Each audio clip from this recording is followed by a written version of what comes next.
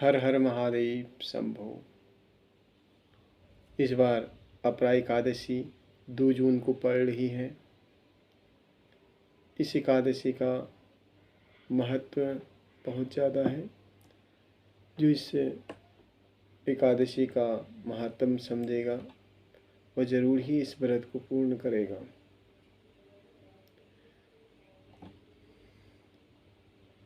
दो जून को पड़ने वाली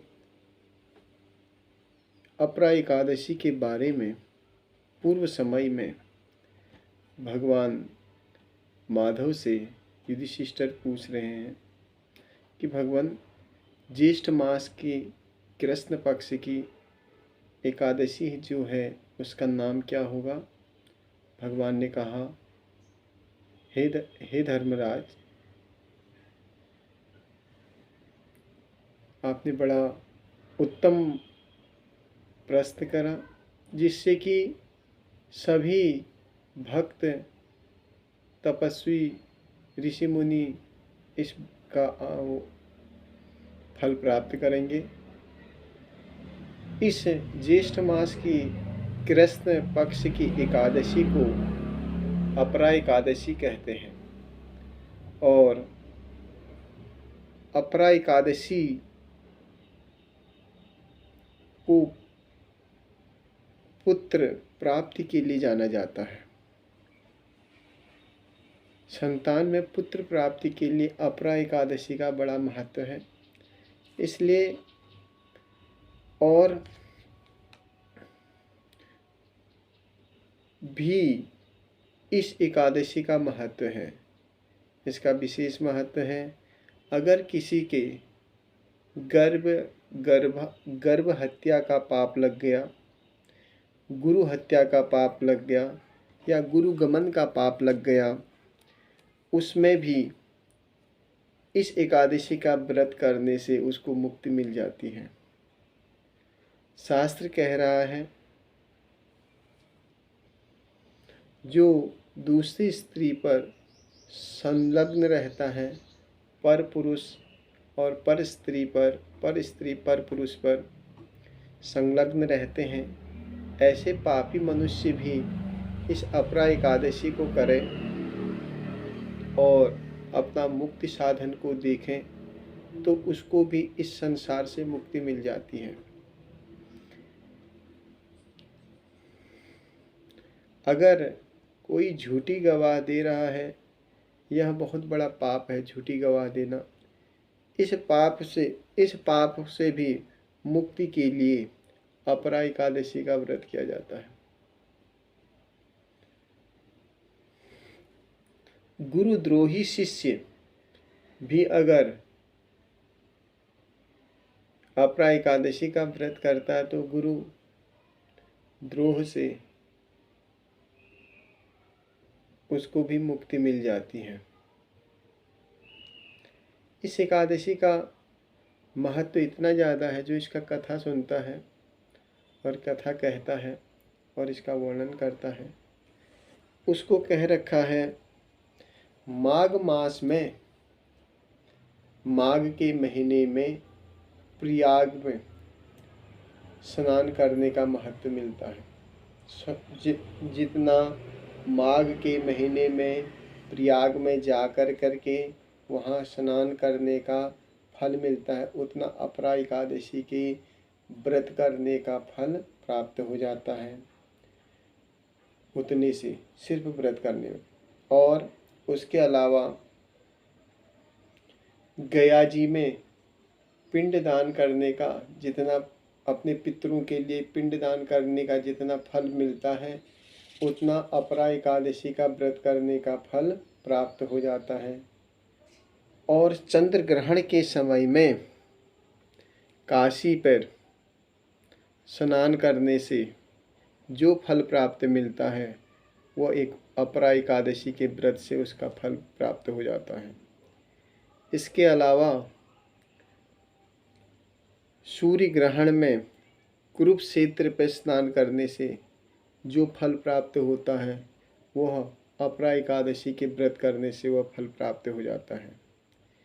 सिंह राशि में गुरु होने पर गोदावरी नदी के पवित्र तीर्थ में स्नान करने का जो फल प्राप्त होता है वो अपरा एकादशी के व्रत करने से वो फल मिल जाता है।